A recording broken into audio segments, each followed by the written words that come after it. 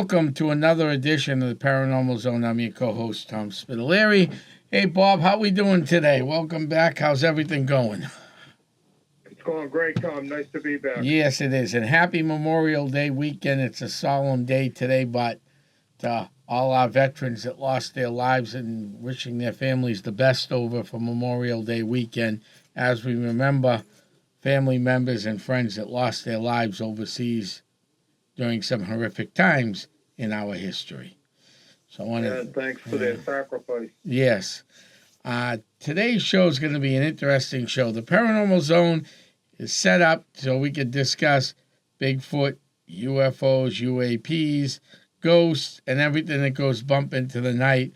Also, things that go bump into the night are legendary stories and that have a very strong historical value, but also has a little ties to something like the paranormal.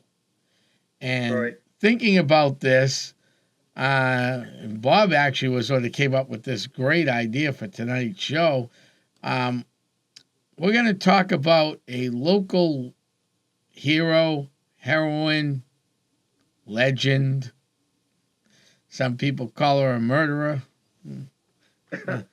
Some people call her a lot of other things we can't say. Yeah, she's covered everything. She's covered everything, yes.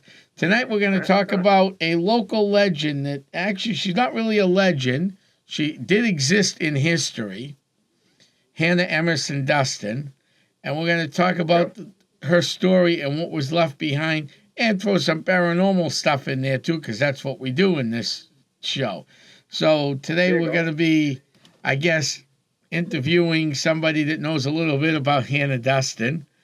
I've been involved with Hannah Duston's story well over 20 plus years now, almost 30. Wow. I'm also the former member of the Duston Garrison House Association, which is the Hannah Duston House in Haverhill. And I'm also even though I'm not a descendant, I'm an honorary member of the Family Association and the assistant historian for the Family Association of the Duston Family Association. So today we're going to talk about Hannah Emerson Duston. So, Bob, how do you want to start with this? I know you did some research. I don't know if you want me to just start the whole story. We didn't really discuss it. All right. So, I think that you should start the story. I think that people that don't know her, the interesting part about this is she really is very local because this whole event took place in Haverhill, Massachusetts. Right. Back in, 1697, I think was the date, right, Tom? 1697, 98, depending upon the calendar we're using. Yeah. And it was interesting how many attacks, as I was looking at this, that Haverhill really had multiple attacks because of the Merrimack River, which I know you're going to tie that into the story. Right. So, go ahead. Tell our listeners the story. So let's get started before Hannah, because you can't really tell the story of Hannah and have our listeners know what happened. Right. So from roughly 1650s, 1660s, we're embedded in a 30-year war in this country. Most people don't know that. That was King Philip's War, King William's War, King George's, King William and Mary, 7, 9, 12, 14, depending on what part of the world you lived in. And later called the French Indian War at the end. And in reality, it was a world war. So let's start with that, because this is why this is so important. So we have a world war going on. Now, most people, and no disrespect to my great uncles on Memorial Day or anybody's family that fought and died in World War I or World War II. I'm not here to disrespect anybody, and I'm not here to rewrite history. But during this 30-year period, you had the Spaniards trying to take over what is now California, New Mexico, and part of Mexico. Okay, which is Right. obviously Mexico's a foreign country, but, California and New Mexico, they're United States property. All right? You had the French and the English. We were the English at the time along the eastern seaboard, the 13 colonies we later became for the people who live in other countries, so you get an idea. In the middle of the country, before the western expansion, there was this big river called the Mississippi. You've heard of that one, right, Bob? Good old Mississippi. Our friends, the French, who later became our friends in the American Revolution, controlled the Mississippi River Valley. And there were a lot of people coming here. So we're pushing out Native American tribes, both France and England. But now comes to a point we're running out of land and they don't know what's west. So what happens when you start running out of land and it interferes with commerce? Sure. We have a war. Yep. So during this, so we have we have France and England fighting here. We're fighting up in Canada, right? We're fighting in France and England. Oh, wait a minute. The Dutch are blowing up New York Harbor because they want a piece of the area. Because once they got into New York, they tried to get stopped over there because they wanted to head up the St. Lawrence Seaway because they wanted parts of the fur trade and the tree trade further north. And then, of course, you have the Austrian secession going on, which Germany was fighting for their first unification. Wow. So with all this going on in the world, you got a war. And it's really a world Right. war. Now to bring it back Right. locally. So the French and the English had their Native American allies. Sometimes you even had some of the tribes of the same region fighting each other because some stayed with the French, some stayed with England. So you got a lot going on here, right? Very similar to the Civil War. Very similar to the Civil War, correct. Where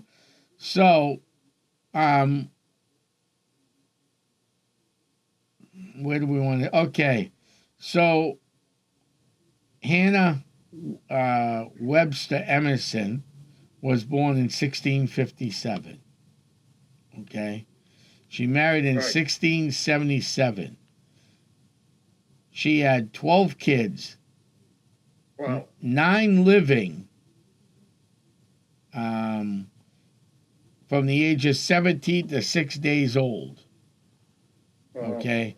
At the age of 39 on March 15, 1697, 98, and I say both because the calendar changed, Havel was attacked. This was during King William's War, that section of the war.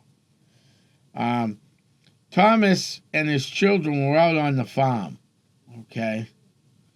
And he was a former soldier at King Philip's War, Thomas Duston was. He served as a soldier, public official, and well-respected in town. Mary Corliss Neff, the housewife, a widow, who was the birthing nurse for Hannah, was also in the house. Okay? And this was nowhere near downtown Haverhill. If you live locally and you're listing locally, you look at a map, downtown Haverhill's on Washington Street. At that time, downtown Haverhill was Mill Street, closer to going towards the Groveland line. Where Hannah and her husband lived and her family was out on the Atkinson, New Hampshire line, not too far from the Atkinson, New Hampshire line on Upper Hilldale Avenue. So they weren't in town a lot. They were not in town. Thomas Duston had his brick pits up there. Okay. Yeah. They were not in town a lot because they weren't that wealthy. Right. So, Havel's attacked. All right. So, Tom, let me stop you there. Yeah. Do you know, I know you're a historian, do you know why Haverhill was targeted? Well, why was Haverhill targeted? Well, Haverhill was a frontier community at that time. Okay. Salem, New Hampshire, Hampstead, Sandown, that never existed, any of those towns. Right, sure. And so, right after King Philip's War, there was a little time of peace. Okay? Now, soldiers were given money. They weren't given cash like today. No one got a check. A lot of them were given land and animals. One guy, Major Waldron, was granted the Cocheco River land grant. The Cocheco River land grant went from the Merrimack River to the Cocheco River in modern-day Dover, New Hampshire. Wow. So he kind of ran the land grant, and you paid him, okay? Okay. Now, from the time of peace, Waldron was really not a nice guy. He dragged 2 Quaker women because there was a Quaker church in Dover. He didn't believe in the Quakers. He dragged them from Dover to Boston and back till, well, they didn't live anymore. And the other thing he did was he went to train Native Americans how to fight English style. Why anyone would want to learn English style fighting in the 1600s is beyond me. For anybody who doesn't know, that means they lined up a whole bunch of men and they shot at each other. And then you'd shoot back once you reloaded your ammo. So the more men you had on the battlefield, the better your chances you were winning the battle, okay? Hence why British lost the American Revolution. Correct. Yep. So, that was Gettysburg. Right. So what happened was Waldron had set the Native Americans up with muskets, and he was going to teach them how to fire and use British military tactics. He gave them the gunpowder, and he gave them the shot, taught them how to load the gun up, and then ordered them to fire into the woods. Does those guns go off? You think? Yeah. I mean, no, they can't. You missed something, Bob. Okay. Gunpowder and shot. That's all they were given. Uh-oh. That little thing to ignite the gunpowder, they forgot to give them. Oh, wow. You know, when the old rifles you cock back, there's a pistol, there's a firing cap. Waldron did not give them the firing cap. In fact, the weapons were useless. Correct. In the woods. Were the colonial militia. It went down as the Cocheco River Massacre. The natives got agitated and then came back and attacked the frontier towns of Dover, Haverhill, and wherever they could get to. That started King William's War. Okay. Now, was this the Abenaki tribe? Well, depending on who you want to listen to. Some of the Abenakis say yes, it was them. Some of them say no. The Abenakis were around here, though. Okay? And all the history books say they were Abenakis. All the town history books in the area. Yeah. Okay? So, as far as I'm from a historian standpoint of view, and like I said, I am a historian. From a historian standpoint of view, I go by the written history. Yes, the winners do write the winnings. But I have found no reasons for the Mohawks or any other tribe to be in this area. Some say it was a Mohawk. Well, the Mohawks did come into Massachusetts, but they were out near Springfield. And highly unlikely they were going to walk to Haverhill. That's a long walk. But in fact, didn't the Abenaki tribe come from Quebec, if I recall? The Abenakis were all over this area. All over, correct. So when they attacked Haverhill, right, they brought Hannah to Atkinson Meadows. We're still trying to find out where Atkinson Meadows is in Atkinson.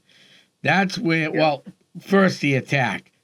There were settlers killed that day in the attack on March 15th, okay? Yep. So, and this was 6 days after the baby was born, all right? So Haverhill is attacked, all right? Yeah. But a bunch of people were killed on that day. Okay, women, children, so and everything. 15 of them were children. Correct, according to Right. most stories. Correct. Correct. Yeah. So they attacked Haverhill. Hannah's taken captive, brought up to Atkinson Meadows, where the baby was crying so loud that they crushed the baby's skull and went north. That, according to some of the local Native Americans, never happened that way. I'm just saying, I'm trying to tell both sides of the story here. Okay. Wow, really? Yeah. So Martha's killed, and they're brought up to Pennacook Island in Bow, New Hampshire. Okay? Right. Where she stays there for a while. All right? And then she later scalped the Native Americans up there with the help of Samuel Leninson, and the three of them escaped, coming back down the river. So that's the logistics. The newborn baby that was 6 days or a few days old, if was that baby actually killed by something or someone? According to the stories written by Cotton Mather, and that's what we got to go by, because Cotton Mather put this in the Ecclesiastical History of Massachusetts, the baby's head was smashed up against a tree. Okay. By allegedly the Abenakis. Correct. Okay. All right. So then, why, Tom, does the Abenakis take Duston and the other one? Why did they take them up the Merrimack River? Well, no, they didn't go all the way. No, they went up through Atkinson. They didn't hit the river. She came home by the river. They went up through Atkinson and Atkinson Meadows, but I don't know where in Atkinson Meadows is. I'm still actively trying to find that location. Okay. Right. And then they went to Beaver. Is it Beaver? Yeah, Beaver Lake in. Is that Derry? I believe that's Derry. I believe it's Derry. Yeah, Derry now. Yeah. Yeah. So they camped out at Beaver Lake. While they camped out at Beaver Lake, and you can help me with this, Bob, because you're a New Hampshire resident, not me. A ferry called Ticento appeared. There's a road named after them on the Manchester-Derry line where that exotic pet store is. Yeah, I think that's pronounced Chinito. Okay, Chinino then. Chinino. Yeah, it's got an odd pronunciation. Yes. It's spelled with a T-I-S. You almost want to say Ticento, but... Chinito. Chinito. Okay, so Chinito was a ferry that supposedly helped Hannah Duston on her overnight trip on her overnight stop at Beaver Lake. Yep. And then after that, they headed up to the old Exit 7, now the Exit 7, Boscawen Island, where the Hannah Duston Monument is. Right. And she later escaped. So they actually didn't travel by the Merrimack River when they were captured. They actually traveled by land. Correct. Ah, okay. All right. So now they end up on this island. That they had to cross, right. River. Correct, but they did have to go on a boat to get to that island once they got up there. The problem is, we're not sure where they got on the river. We believe, because if you look up there's this book from the 1800s called, well, I'm going to use the name they would have used back then. Today we call it Native American, but it was called Old Indian Paths of New England, meaning the trails that the roads the natives traveled on. Someone actually took time and wrote a book, but it's way out of print now, and that was the title of it. It's not what we call them today. We usually call them Native Americans, but it was called Old Indian Paths, and one of the oldest paths is now modern-day Route 3, which would take you right up there by the back way. Right. So we're guessing at this point that it might have been Route 3 that they took and then hopped the canoe and got to the island. Right. So now the Abenaki, allegedly at least, have her and this other individual. And doesn't she have a child with her too? Not at this point. The child was killed back in now modern day Atkinson, New Hampshire. Yeah, so that was the 6-year-old, Tom, right? That was 6-day-old. That was a 6-day-old, correct? All right. So they're now on this island, and how long did they keep them? Well, it didn't really take long. It was about a month. She was gone about a month, huh? Yeah.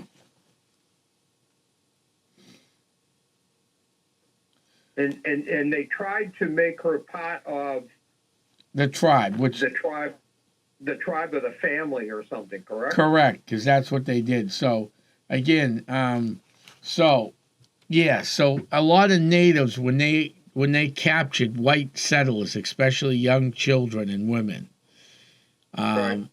like anything else, when a new culture meets an old culture, you're going to have issues, not just by war, but the Native American diseases were wiping out colonial people. And I'm going to get into colonial life because that's why this Hannah Duston story is intriguing. But if you don't understand the everyday data life of colonial living, you'd have a better understanding why Hannah was able to do what she did. Right. Okay. Right. Because some say there's no way a female could do this, but when we get into everyday life, you'll find out it's not. Everyday life was not easy in the colonies. All right. So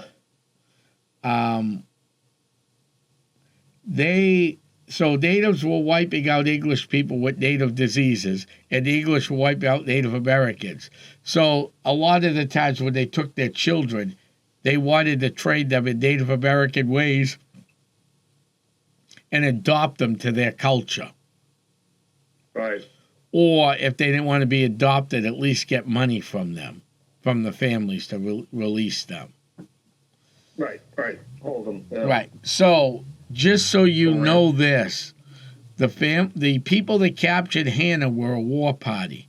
The people who held her on the island, whether she was there against her will or whatever, after she was taken, was a different family. Ah. That's interesting. So, so that's another interesting tidbit. Now, we could do that at the end. So on March 30th, Samuel Leonard befriended the women and apparently decided to escape with them. Right. The question is how to kill somebody or scalp them. So he taught the women how to scalp the family that was holding them. Okay. Now, you didn't always die from a scalping. And let me put this out there. Scalping is actually an English thing, not a Native American thing. Wow, really? Yeah. And yet American Indians are tagged with that practice, right? I mean, they did do it. They did do it, but they learned from their friends, the British, how to do that. Wow. That's interesting. Right. So they scalped the Native Americans, came down the river. Sam Leonardson went with them. They went back up the river because they would not believe that that 2 women and a young boy would be able to do all this mess. So she grabbed the scalps, came back down the river, traveling only probably at night because in March, the Merrimack River runs real fast, and some days it's got white caps on it, as you've probably seen, Bob, through the years. Right. Yeah, I have seen. Yeah. So, matter of fact, Tom, an interesting part of this story is that they were really held captive by 12 people in that family. Correct. I mean, that was not a small. They think they were Penacooks, I think, right? Correct. Indians. Correct. Yeah. But there were 12 of them in a family. They weren't all adults, obviously, but there were 12 of them that held them captive. So Correct. how she escapes from that is quite a, a tribute to her strength. Right. So what happened was they waited till they fell asleep, and then they slowly went through the camp, killing them. Yeah. Yeah.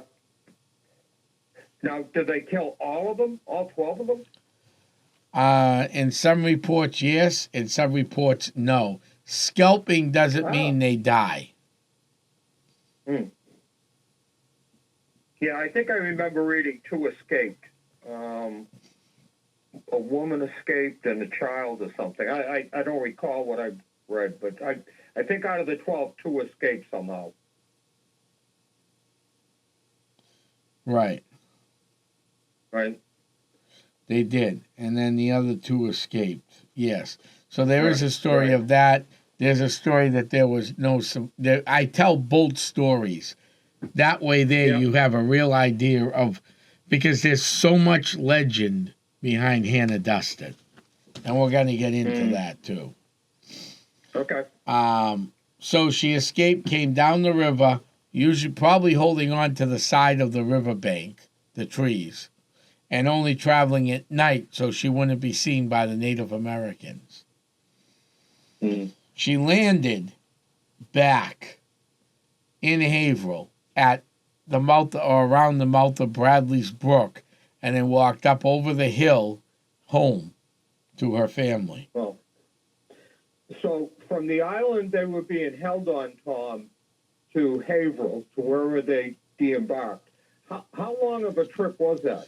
Well, they had so March 30th it was started. It was probably about a week, less than a week, I would think, depending on what way you look at and read the story. Okay, so they make this escape, and we think, at least history tells us, that it could have taken at least a week for them to go from where they were being held captive back to Haverhill again. Correct. So that unto itself had to be quite a journey for them, because they had danger. I assume, Tom, they had danger the whole way. Well, yes, they did. You had white caps on the river. I mean, you don't have the Great Stone Dam of Lawrence, but you had small waterfalls all up and down the river. Yeah, even though the Industrial Revolution hadn't started yet, there's a small fall in Lowell that's very dangerous. Plus, you had the Indians to worry about also. Correct. You had tribes along the Merrimack. Right, because they used the tribes along the Merrimack would use the Merrimack River as their highway. Sure. Right. So they fished it and everything else. Correct. So, it was not a safe and if she had fallen in, they would have died of hypothermia because of the type of clothing they wore back then. It would have been like an ankle weight going down. Right. And what time of the year did this attack take place? March. Do we know? March. So it was cold. It was cold, right. Hypothermia would have sunk in. Well, they didn't have hypothermia back then, but speaking, it would have. Yeah. They didn't know what hypothermia was. Right.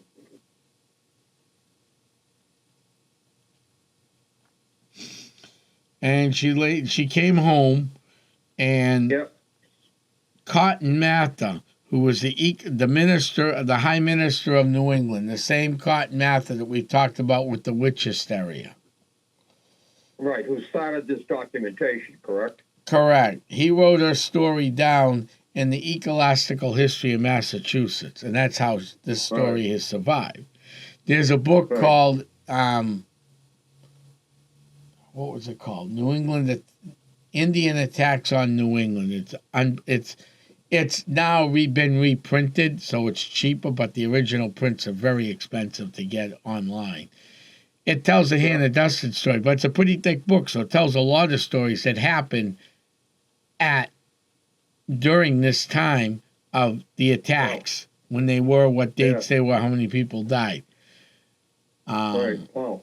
it's interesting to read, but they don't even have all the attacks in New England in that book. Right. Right. But, it is pretty much what it is with that.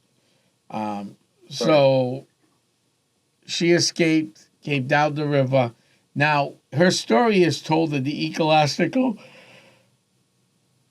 History of Massachusetts, and there's a lot of great captive stories, but why Hannah? Yeah. Well, 2 years prior to 97, 98, so we'll look at 95, 96 over the winter time. Right. Hannah's sister was ordered hung by Reverend Cotton Mather. Because she was tried as a witch, right? Nope. Worse than that for the time period. She had not one, but 2 children out of wedlock that died. Oh, wow. They charged her with infanticide, and she was tried, hung, and mutilated and disgraced down in Boston. Wow. So that ends the story of Mary. I mean, not Mary, Elizabeth Emerson. So you have to wonder if Cotton Mather tried to retell the story everywhere he went to make penance for himself. Right. So they escaped. They came down the river and they got back to Haverhill and they lived their life right through. But she did get scalp money for them. Judge Samuel Sewell got it reactivated just so they could pay her the scalp money. Because by then they had stopped paying on Indian scalps. Oh, okay. Yeah. They were paying, but they stopped it, but they went back to it for her. Correct. And she was paid quite a lot of money per scalp at the time, correct? I mean, yeah, 50 pounds or something? Right. And that was a lot. That doesn't sound like a lot, but that was a lot. Yeah. Do we know, does history tell us how many scalps she actually had? That's a good question. Yeah, I would tell you, I could not find it in my research anywhere where, she had 12 captives, 12 people who took her captive in this family. 2 of them escaped, left 10. So I kept looking for what did she scalp all 10 of them. Right. Because at least to me, Tom, maybe I got it wrong, but don't you have to actually terminate a life before you scalp them? No, people lived afterwards. After being scalped, people did survive. Wow. Okay. So some say 6, some say 8, and I've read 10. I don't usually talk about how many scalps when I do talks on this because people have their own view of what should have happened and what they are. So I don't want to insult anybody, so I don't normally talk about the number of scalps. Yeah. No, I understand the sensitivity to that. I think what's interesting about that is that does this come from Hannah Duston? Does it come from a cruelty point, or does it come from a revenge point? You know what I'm trying to say? She's angry. They killed her, allegedly at least, killed her a 6-day-old child. They keep her captive for quite a while. And does this vengeance come out at her when she finally escapes? I would think that the 2 women would have killed him and just got away as quickly as possible. That's my point. Right. Right? And Correct. yet she took the time to scalp at least some of them. Right. And then she carried the scalps back. Yeah, so you wonder what the motivation really was there. Correct. As a historian, you're not to look at you. You don't normally look at the motivation because there's no written history of motivation. Yeah, there is not. Yeah, they didn't understand it back then. The psychology of it. Right? No. So Like I said, so Elizabeth Emerson was hung 2 years prior to this for infanticide. So that could be another reason why Cotton Mather wrote her in the Ecological History of Massachusetts. She definitely probably did come down the side of the river. Okay. Right.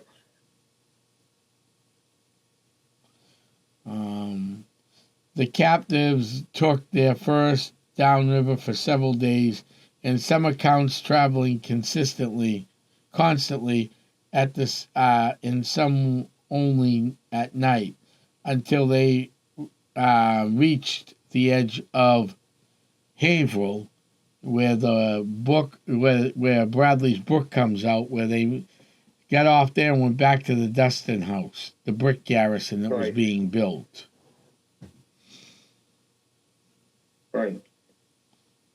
So. And how long were they held captive again? This all took place with about a month. Okay, so they were held captive somewhere around 2 to 3 weeks on this island. Correct. Right? Because it took them about a week to get back. Mm-hmm. Yeah, it's a very interesting story. I mean, because this, you got war. Right. You got these, you had all the moving pieces here, handling the other part of that, and then you got everything else. So it does make it interesting, I have to say. It really does. Yeah, it's a fascinating story. I mean, especially how it brings out the strength of colonial time people. Right. But, on both sides, both American Indians and colonists. I mean, they both suffered. When you think what happened to the American Indians, this was their land before the colonists got here. Right? Correct. And took it over. Correct. And in some cases, they were forced off their land, not just, they didn't purchase the land from them. So they were forced into this. And then I think what's fascinating, and you must really think it is as a historian, is this King William's War, Queen Anne War, whatever they defined it as, really doesn't get talked about a lot in history. Not like the Civil War. No. Now the war against the British. Right. 18. Well, here it is. When I was at school, right?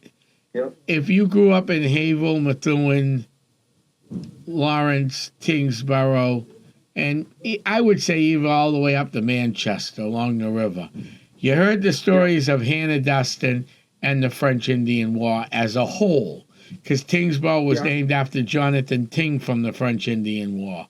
Nashua was attacked. Hannah landed in Nashua for a little bit and stayed at somebody's house overnight, who Lovell, who later was killed at the Lovell Pond Massacre after this event of King William's War. It's a new part. It's something they now added to some of the local history books, called the section called Lovell's War. That's all it's all about. That took place in Maine, but the soldiers were from the Lowell, Chelmsford, now Nashua area. Okay. Yeah. So it's taught in schools. I learned it from kindergarten through 8th grade. I didn't grow up in Haverhill. I grew up in Methuen. And Methuen was home to the famous Robert Rogers, who sacked the village of St. Francis during the end of the war in the late 1750s. He went up to St. Francis, Canada, and wiped out the village, using military tactics that the Native Americans taught him how to fight. He's known as the father of the modern-day Rangers. Oh, wow. Really? That's interesting. So they escaped the aftermath. The bounty was paid, okay? Yeah. Thomas, on behalf of Hannah, got 25 pounds. Sam and Mary each got 12 pounds, 10 ounce, 10.10. Yeah. Cotton Mather allowed this to go through and then wrote the story on her. That was the same Cotton Mather that you know, had her sister hung. Hung. Yeah, for infanticide. Yeah, I think she also had a relative that was convicted of witchcraft, I think, didn't she? There's a descendant of Hannah Duston, yes, there's many descendants.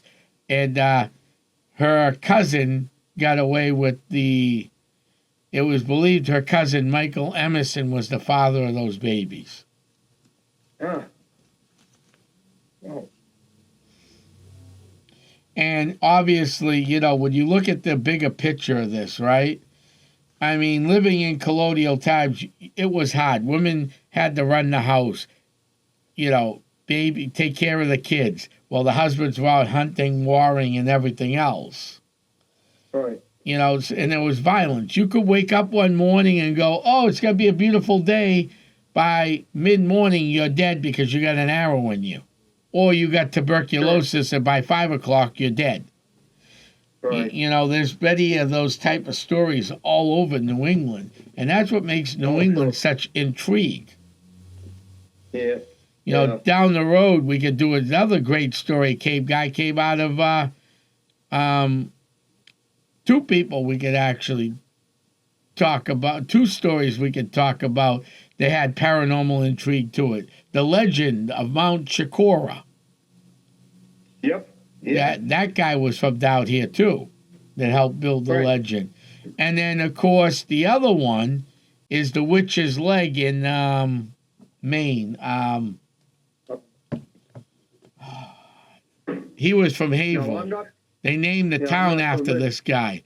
Yeah, there's a town about a Witch's Leg. I don't have my I can't think of his name. But he was from Haverhill. They threw him out of the Haverhill, granted him land up in Maine, and he convicted this lady as a witch. Supposedly put a curse after he died. The legs on his gravestone. Really? I'm just drawing a blank on the name right now. But that's something we could always talk about down the road. There's so many legends. And the Hannah Duston story, I have hundreds of articles and books combined on this time period. And every time you read about it, it's always a little different, the story. It gets translated over the years, right? Correct. And, it's tough because during and I always say this, you cannot take 1600s history and put it with today's way of life. You can't. Correct. We live totally different ways of living, different belief systems, and everything. You cannot do this. Okay? But I believe you. I think back in the 1700s, Tom, people really lived in a survival mode.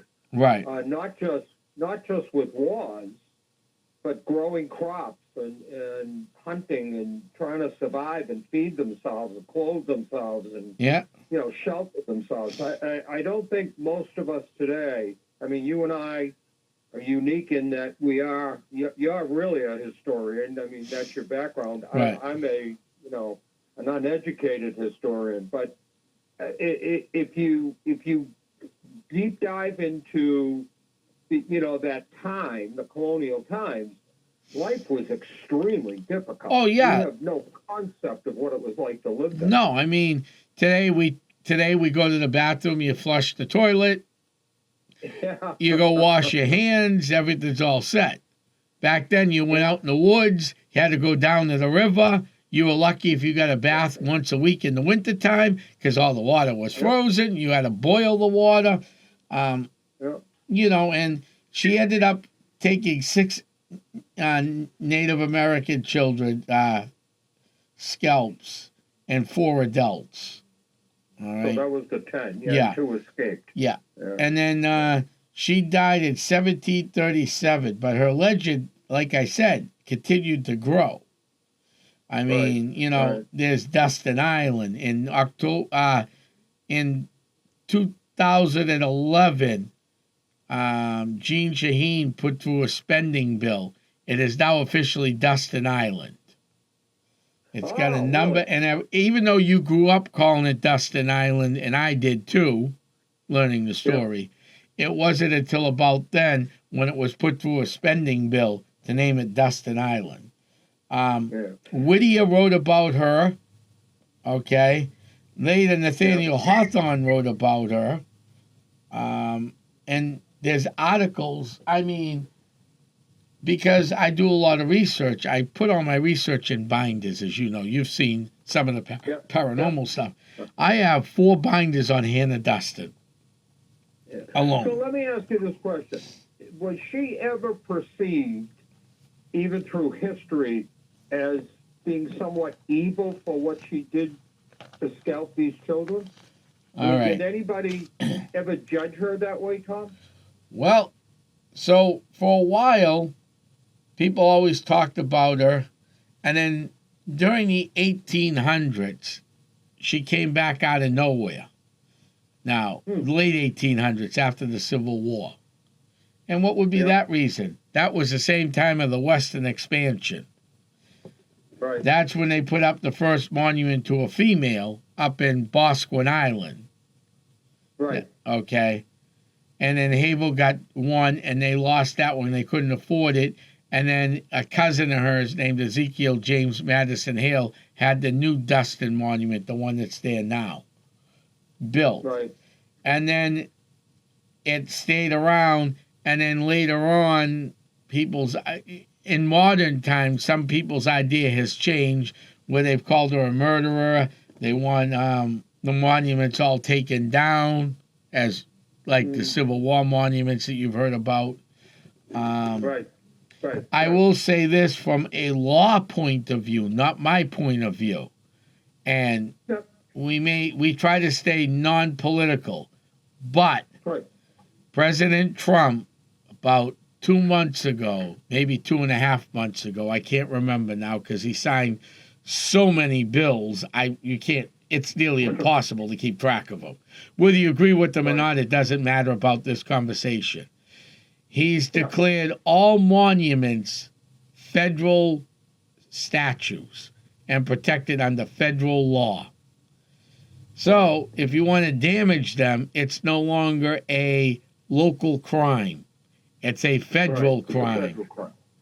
I just want to make sure we put that out there so people understand that going to throw, red paint like they did for years at Hannah's Monument. You get caught doing that now. Back then, it was you were arrested by the Bow or the Concord police. You didn't have a record. Oh, your parents are gonna pay to clean it up, and you're gonna have to do community service. Now it's a federal offense. Federal offense. Yeah. Well, again, politics aside, the protection of statues, I think, this is just my opinion, I think comes under protecting history. I think it's so important that we don't eliminate history, good or bad. Right. Because we should learn from history. And statues, regardless of their political implications, forces us to remember history and forces us to remember what we did wrong. Correct. We did a lot of things wrong. I mean, in history, and I don't think it's good for our generations to come to forget that or not understand what we did wrong, because I think you're destined to repeat your errors if you don't understand it. Right. So. Right. Correct. So the monument in Havel, they began raising funds in 1861. Okay, for the Havel Monument. In 1874, a statue was raised with much acclaim on the island where Hannah committed the acts. Okay, so that was 1874. In 1879, in Havel was the first monument was erected. And then in Havel, they also have a boulder across from Havel High School where her son's house was, where she passed away. Yeah. Now, do the residents of Haverhill today, 2025, do they still recognize and honor her, or has she just become a ghost of the past? There were people that tried to make her a ghost of the past, and there are people who are trying to respect and honor her. So it goes both Oh. ways right now. That's interesting. In fact, it's been That's quite calm quietly the last, knock on wood, with the monuments and everything. It's been quite quiet. But this war here, and why talking, Memorial Day, there were a lot of people that died during this time frame. A lot of people. Oh, sure. Judge Nathaniel Saltonstall of Haverhill actually called this the most bloodiest battle in American history. Really? Yeah, in some towns you saw the battle in your own backyard, not just in Haverhill, Deerfield, and beyond. Right. Now, Right. one of the issues of today, and remember, I told you when these monuments were built, right? 1800s, right? Yep. Okay, and remember I said earlier, you cannot take the way people thought in the 1600s, even the 1800s, and put it into modern day thinking. Correct? Correct. Okay, I did say that. Now, Yes. Yep. now, in the monument in Haverhill, right, one of the things reads, savages came down and attacked Haverhill and massacred the locals, okay? All right. Now, people took offense to the word savages. Okay. I understand that, because if you look up savages today, it's not a good word in the English dictionary. Okay. Right. Definition. Yep. Correct. But in 1861 and 1874, the definition of savages meant people who lived off the land and roamed the free land. Imagine that, huh? Wow. That's why they want to have that removed from the monument, because of so instead of putting a QR code there or something there to educate the public. See, that's a great education tool, because every time I say in the 1800s what the dictionary said the definition of savages is, they go, we never knew that. Yeah. It's interesting. Yeah. So instead of taking down monuments, let's put up the other side and let the public decide. Was she a hero? Was she a murderer? Yeah. That should not be anybody to decide that, but individuals. Yeah, no, and it's a conflict of statement, actually, because she is a victim, right? Some people did call her a victim, correct. Well, she's definitely a victim. She was kidnapped. Yeah. There's questions, but she may have lost her 6-day-old child to people that killed them. So she is a victim for sure, okay? But does she have to do what she did to escape? That's where it comes down to her character. Can she just kill these 10, if there was 10 left, can she just kill them in their sleep and leave? But she doesn't. She scalps them and brings the scalps back with her, right? Even of children. Correct.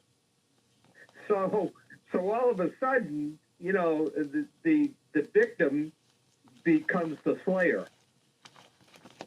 Correct. So, I mean, right? There are many ways of looking at this. That's another way of looking at it, and that's how some people look at it, too. Yeah. And I'm not sure I look at it that way, but I could see people looking at it from that perspective. Right, because not only does she scalp 6 or 10 people, some of them children, she actually comes back with the scalps and sells, takes the bounty on them. Correct, and there were bounties on scalps, but right after she got captive, the English got rid of bounties on scalps, and Judge Samuel Sewell reenacted, the Newburyport judge, which was this region's judge at that time, brought back the scalp money. Now, that's a great point you made, okay, but the other thing people say about that time is, imagine Hannah coming back from captivity and saying she killed 12 people or scalped them. Right. How many people you think are going to believe that she did that? Yeah, when I first read this years ago, I read the book. Yeah. I found it hard to believe, frankly, that she could have escaped that many people. When you start, let's face it, no matter what forensics you're looking at, when you start to kill people in their sleep, it gets pretty rowdy. Kids are screaming, crying. Correct. I get we don't know what order it all took place in, but when you think about what they did, these two people, it was pretty amazing to them. Mm-hmm. Now, again, I don't know how old the children were of the people that captured her.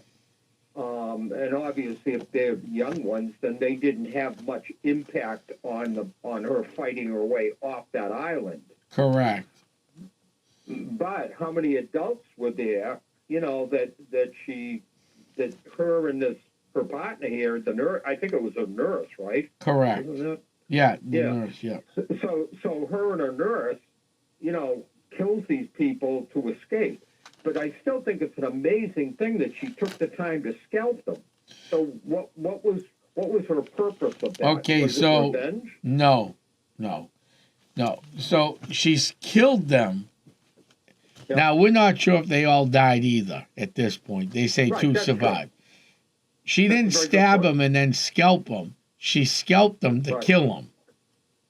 If Yeah. you read any of the stories, it talks about her escape by scalping the natives. That's how she killed them. Yep. And like I said earlier, not all scalpers died. Yeah, but they were asleep, correct? She killed them in their This sleep. was at night, so yes. Yeah. I mean, they waited till they fell asleep, and then she attacked. And it's just interesting to me. I think there's a psychological thing to that nobody's ever really looked at. And I think to your point, which was a very valid point, was colonial times was so much different. So to apply logic to it doesn't exist.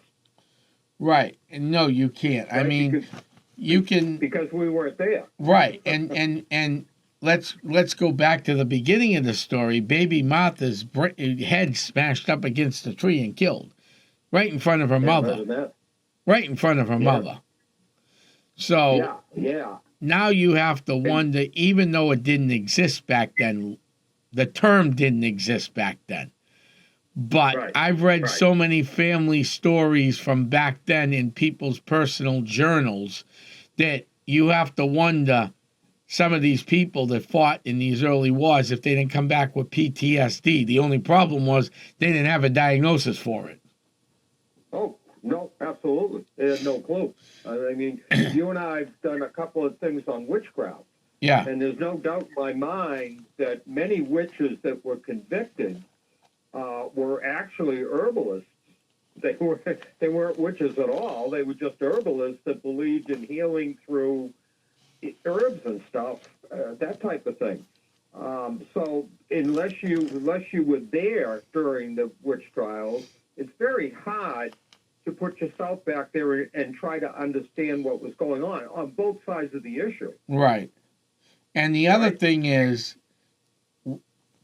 we have that Martha was killed, okay, Right. in the story told by Cotton Mather, but that's the only story we have about baby Martha, too, from a historical point of view, Right.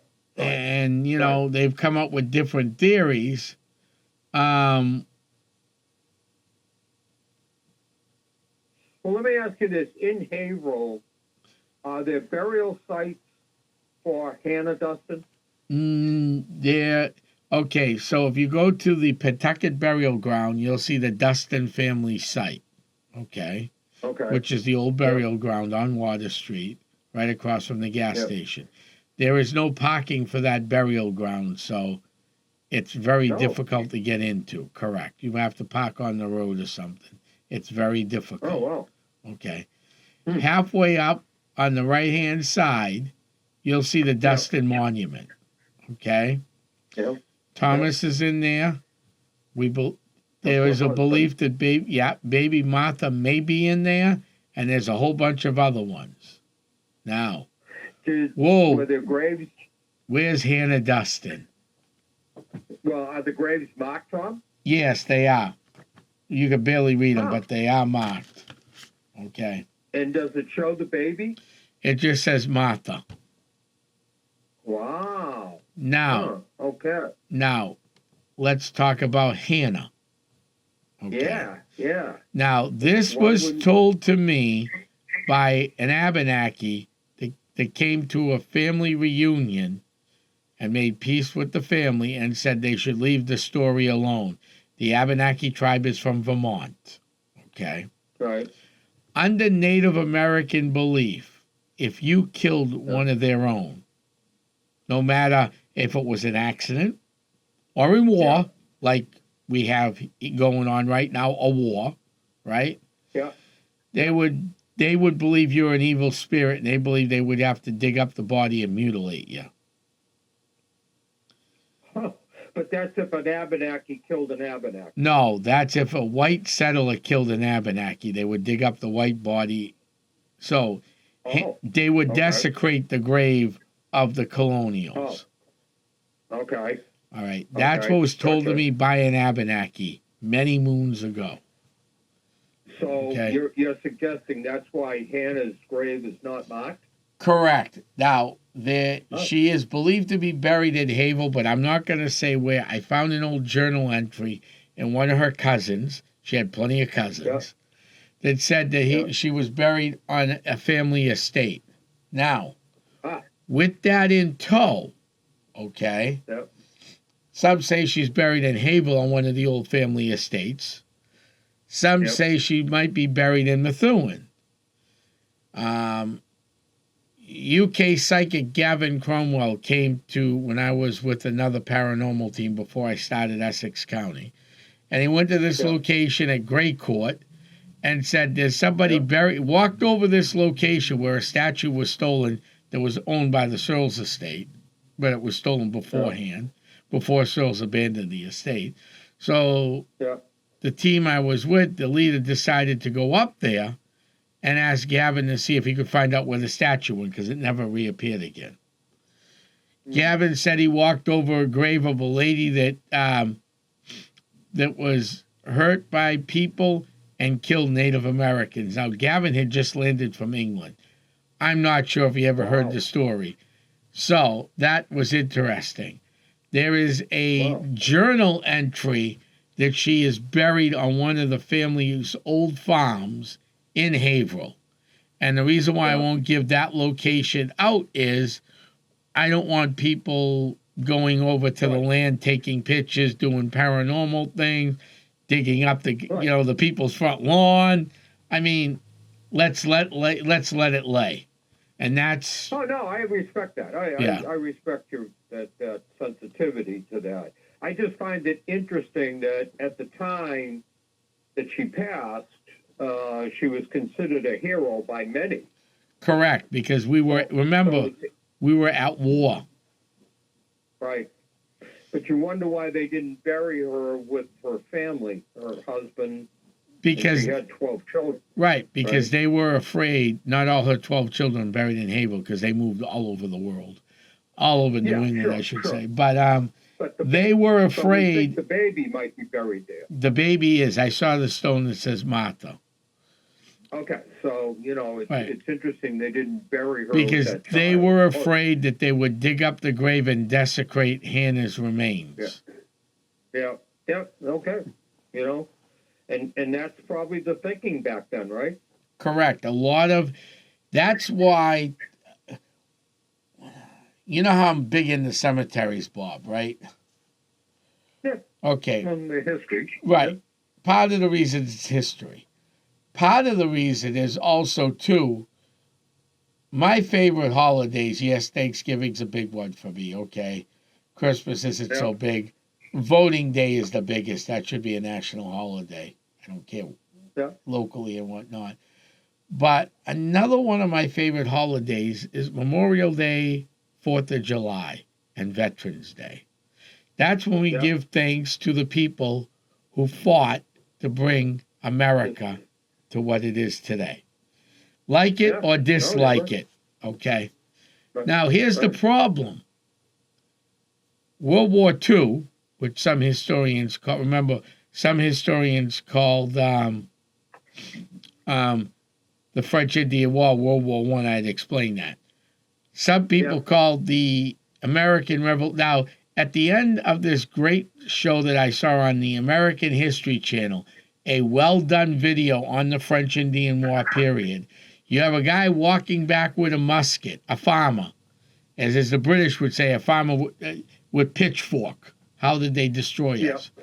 Going, we got rid of one colonial power, let's get rid of the next. The French Indian War gave us the American Revolution. So on April 19th, 250 years ago was the first shot. Okay? You could go back in town history books, a lot of them, and find out who those soldiers were. And then you go put American flags on their gravestones, right? Civil War soldiers, we put American flags on their gravestones all the time. Right? The Spanish War, the one that would happen in the late 18 whatever, I always forget the name of that thing. When we up there with Cuba, that whole 18 something, the War of 1812. Let's start there too. Forgot about that one because the next one was the Spanish War. The War of 1812. We know who most of those soldiers were. We put flags. We respect their graves. Then you got World War I, World War II, Vietnam, the Gulf conflict. We know those graves. Now, in fairness to some of those French Indian War soldiers, they did fight in the American Revolution. But how many graves in your hometown do you know of? And I'm betting there might be a couple, not many because of the age of your town, Bob. But how many of them have you ever seen a flag on a French Indian War soldier or even know if that is a French Indian War soldier? Yeah, no, you're right. It's certainly the best kept secret in history.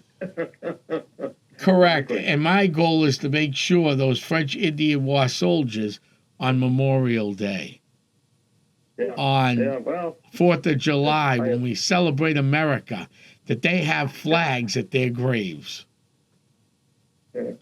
No, it's a wonderful thing to do, I think. I won't say what town this was in, but this guy is now retired. I went to this town looking for French Indian War soldiers. Town in Massachusetts, all I'm going to say. And the guy goes, why are you looking for these soldiers? I go, because I want to make sure we get flags on their graves. Oh, they're not Americans. They're not American military, so they wouldn't get flags. I almost punched myself in the head with that response. Without those guys fighting, sorry, but there's no American Revolution. And there's probably no America. But, we're coming to the end of this great show. We could have gone on for another hour. Great one. I'll tell you, this is one of the interesting stories of Hannah Duston and colonial times. He's done a great job. I really enjoyed it. Well, thank you, Bob. So I think we're pretty much going to wrap this up. You want to wrap it up and take it away? Why don't you wrap it up tonight? Well, listen, we do this every week, and I'm going to continue to do it. If you have any questions or comments on this show, or you have any ideas for a show you'd like to see us do, or guests that want to come on, all you have to do is send an email to paranormalnh@yahoo.com. If you have questions for Tom and his presentation on the show tonight, comments, if you disagree with something we've said together, then we want to hear about it. So this show is really, this is a voice for, like Tom said, for the paranormal community.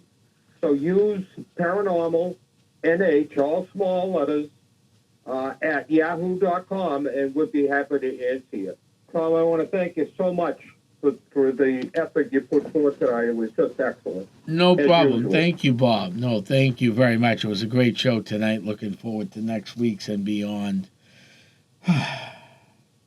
Well, you guys have a great Memorial Day. Bob, you have a best rest of your Memorial Day weekend. I want to thank everybody for tuning in tonight. You too. You too. All right. Good night, everybody. Good night.